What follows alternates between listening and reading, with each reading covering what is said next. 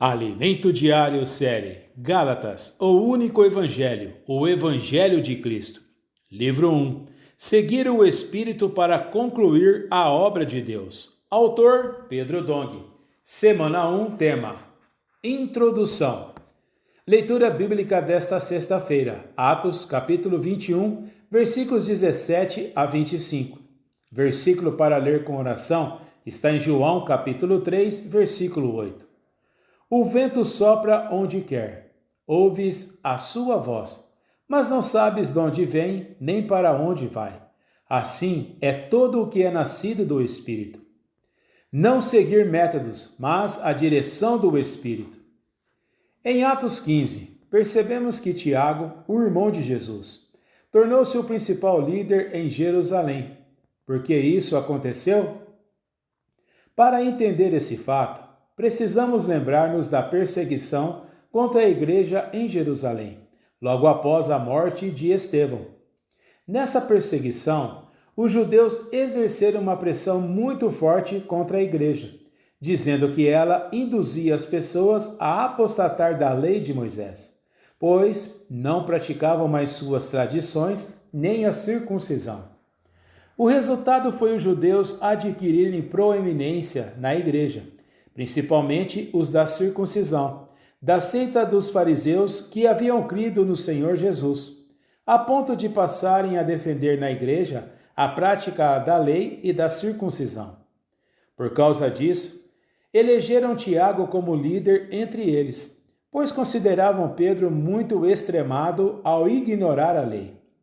Mesmo sendo absoluto pelo Evangelho, e tendo clareza acerca do fato de não haver distinção entre judeus e gentios, faltava a Pedro mais firmeza.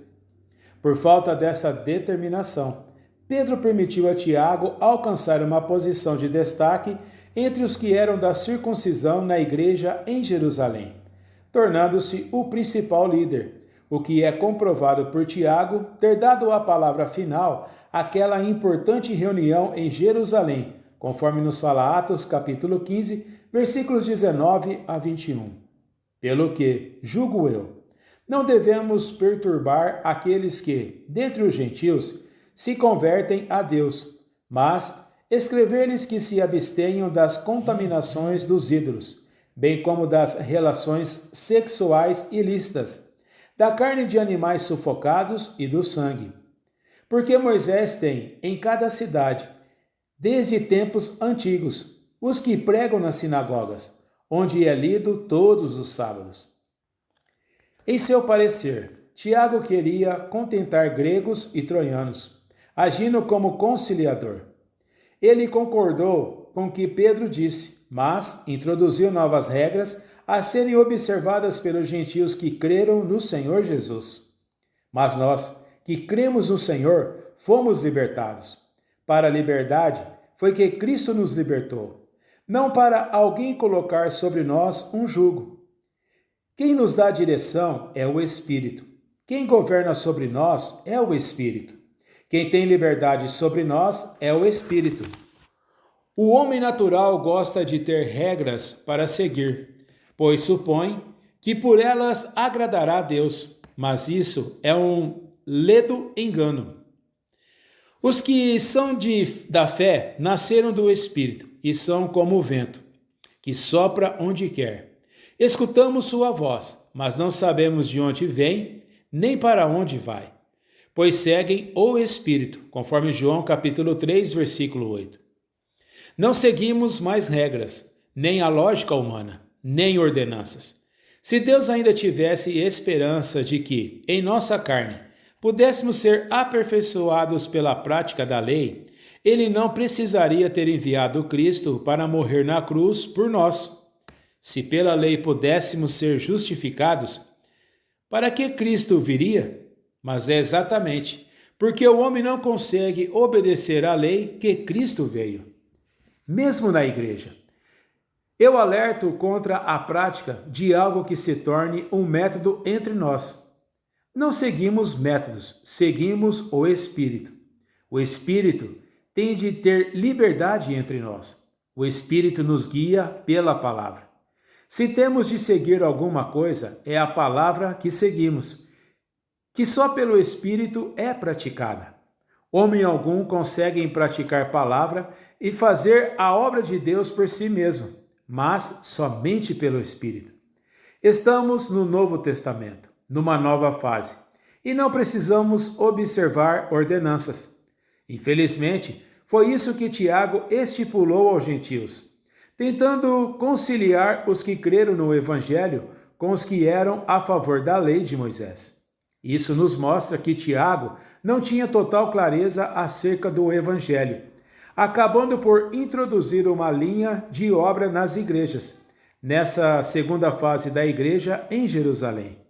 Foi a partir de Atos 15, ainda na igreja em Jerusalém, que não mais encontramos registros do Espírito Santo realizando milagres e sinais. Em Atos 21, após sua terceira viagem, Paulo chega a Jerusalém. 8 anos haviam se passado desde os relatos de Atos 15, no ano 50. Ao chegar a Jerusalém no ano 58, Paulo foi recebido apenas por Tiago e os presbíteros, que, apesar de se alegrarem com seus relatos sobre a obra de Deus entre os gentios, fizeram algumas ressalvas. Primeiramente, eles fizeram ostentação da obra em Jerusalém, comparando-a com o que Paulo fizera entre os gentios. É como se dissessem: Paulo, é muito bom tudo o que você tem feito. Você sozinho, com alguns cooperadores, suaram, foram açoitados, passaram por tumultos, enfrentaram muitas dificuldades e, com muito sofrimento, levantaram essas igrejas dos gentios. Mas, se somar o número de membros dessas igrejas dos gentios, não seria mais que alguns poucos milhares. Mas olhe para o que está acontecendo em Jerusalém. Há dezenas de milhares entre os judeus que creram, e todos estão sendo zelosos da lei, conforme Atos capítulo 21, versículos 17 a 20. Na verdade, isso foi algo preocupante, pois eles renunciaram ao ensinamento dos apóstolos, e não havia mais espaço em Jerusalém para estes atuarem. Não havia mais quem buscasse a direção do Espírito ou quem tivesse um espírito humilde e aflito pela palavra do Senhor. Viviam uma mistura da fé com a lei. Por isso Pedro deixou a igreja em Jerusalém e passou a apacentar aqueles que ainda recebiam o ensinamento dos apóstolos. É muito importante percebermos essa situação, pois, sem essa visão, não conseguiremos entender todo o contexto do livro de Atos dos Apóstolos. Em seguida, Tiago e os demais presbíteros interpelaram Paulo, acusando-o e condenando-o por levar os judeus entre os gentios a apostatar de Moisés, dizendo-lhes que não deviam circuncidar os filhos nem andar segundo os costumes da lei. Para os que estavam em Jerusalém, isso era abominável. Por isso, coagiram Paulo a fazer um voto para mostrar que ele ainda guardava a lei. Como era grave a situação da igreja ali. Tiago ainda evocou as recomendações dadas às igrejas: abster-se de coisas sacrificadas a ídolos, do sangue, da carne de animais sufocados e das relações sexuais ilícitas. Isso não quer dizer que tais coisas não devam ser praticadas, mas que não são condições essenciais para a fé, para a salvação. A condição para a salvação é crer em Jesus. Não é por não comer comida sacrificada a ídolos ou por evitar relações sexuais ilícitas que uma pessoa é salva. A salvação é pela graça. Por isso, o assunto tratado aqui é muito sério. Que todos possamos ver o valor do Evangelho puro para não sermos desviados dele nem cairmos no mesmo erro. Agora pegue um papel. Anote conforme o que você recebeu na mensagem de hoje. Luz na palavra, direção, admoestação e faça uma oração.